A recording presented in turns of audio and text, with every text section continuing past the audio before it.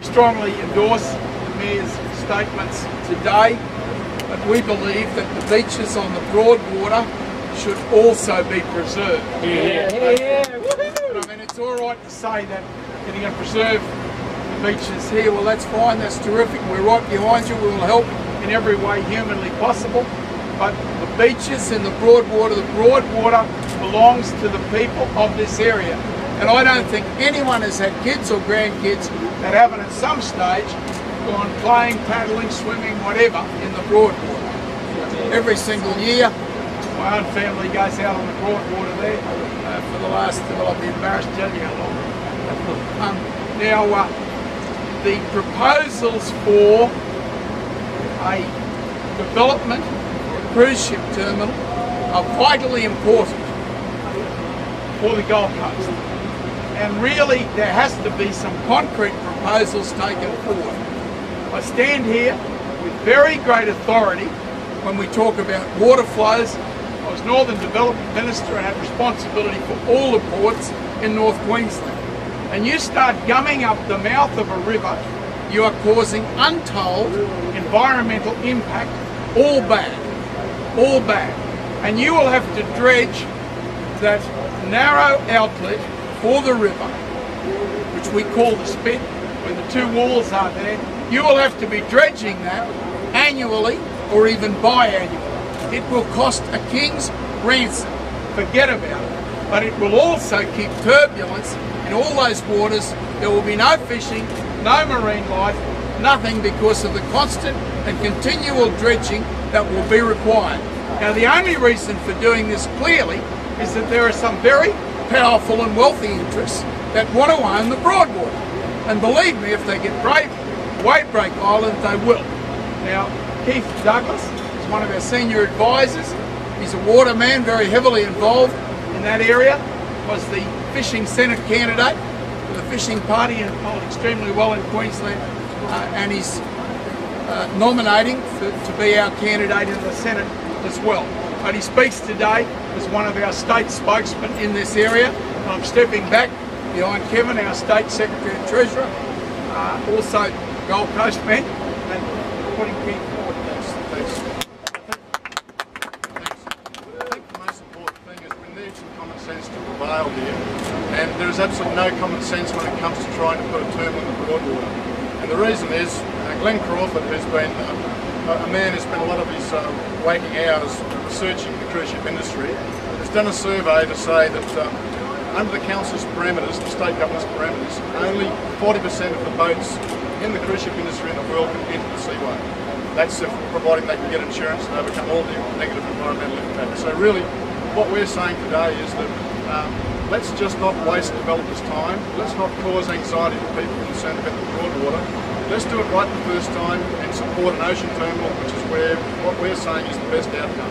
Instead of one boating port, instead of boaties being put to safety risk by not being able to enter the seaway when they want to, what we can have is an ocean terminal that can provide facilities for 2 to 3 boats at any time, including military boats.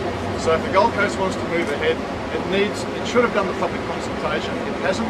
Somebody's drawn a ring around the spit, a ring around Wavebreak Island, and I can say that the marine industry is very concerned about the fact that boating destinations are being shut down in the Gold Coast. Now, we are a boating area, yet we have a council and state government that doesn't seem to understand boating. That this is bad, it's wrong, but let's get the win-win outside the terminal. So 60% of boats not coming in means that the terminal really is dead in the water. It will never be a reality. So the council and the state government really need to go back to the drawing board and not do what they did in Brisbane. They built a terminal on the wrong side of the bridge. Now, this is worse. They're going to build a terminal on the wrong side of the shoreline, but they're going to cause a lot of damage to the seaway dive.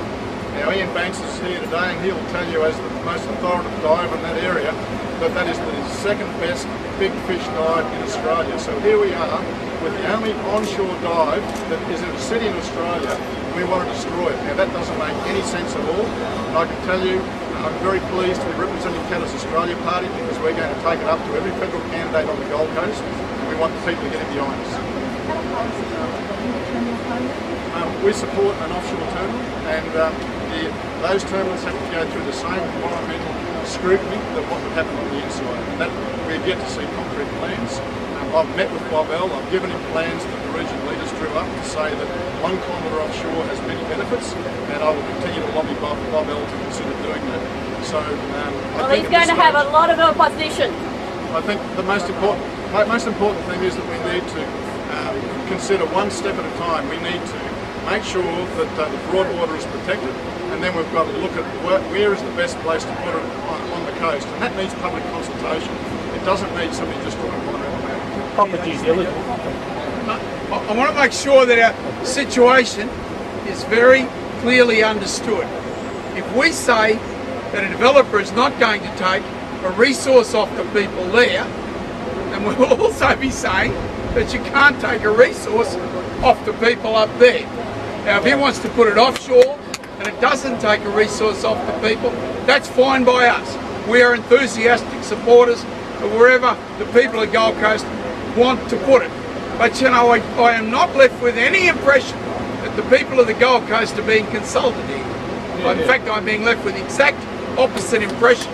And the other thing that disturbs me, well, I've been in and out of the surf all of my life. I carry my hat and board shorts around with me wherever I go, always hoping I can get a weekend or a day here or an hour here. The two people, the Mayor of Gold Coast and the Premier, neither of them are Queenslanders, in the sense that they've only been here for a short period of time, and they don't have that intrinsic background knowledge that you really need when you're dealing with water issues here on the Gold Coast, and everywhere else in the state too, I might add. I strongly reinforce the lady was shouting out there that no, you know, you don't have a developer making $1 squillion by taking a resource which currently belongs to the people. There might be some circumstance in which you do that, but I can't see that those circumstances exist here. Now there's Ian Banks, Keith, who's... Ian's here, but what just...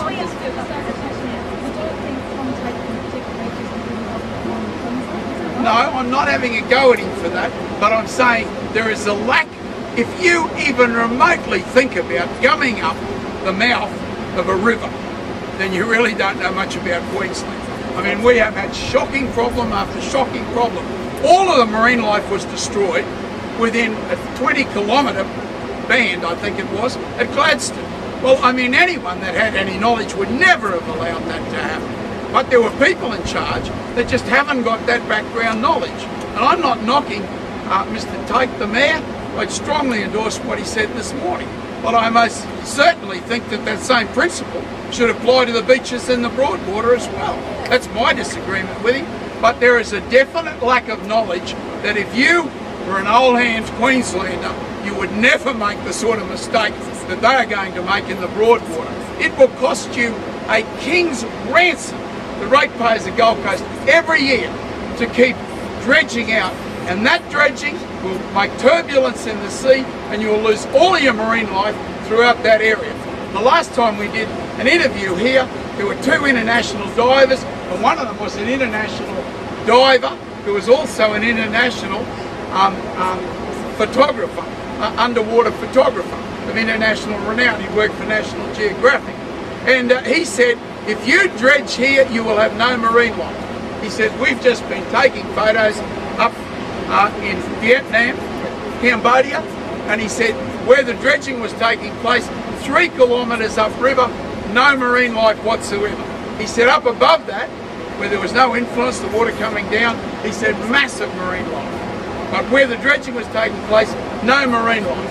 And you're going to be dredging all the time there. So I'm just saying, not by way of condemning either man for not having lived here a long time, but by way of explanation that please, you don't understand what you are doing here. You do not have the background knowledge, and you are not listening to the people with the background knowledge.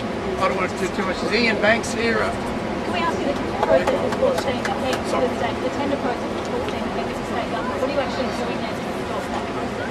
How do you plan it? Clearly, we will be moving in the state parliament to oppose it. Now, I mean, they put forward legislation which makes the super rich billionaire penthouse owners pay half and everyone else in the high rises pay double. So we're dealing with the government, and it's not exactly sensitive to the wishes